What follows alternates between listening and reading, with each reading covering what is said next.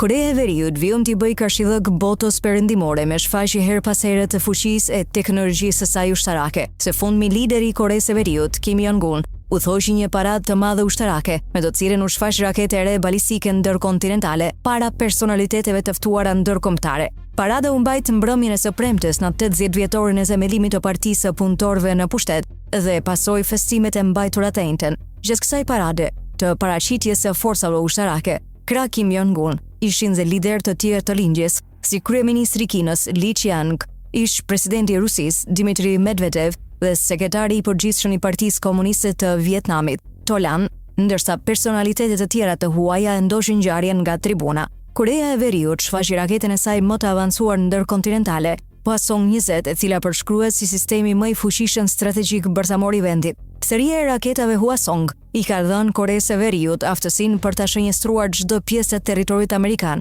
Megjithatë, ka ende dyshime lidhur me sofistikimin e sistemit të drejtimit për të arritur cakun, si dhe për aftësinë e kokës bërthamore për të përballuar hyrjen në atmosferë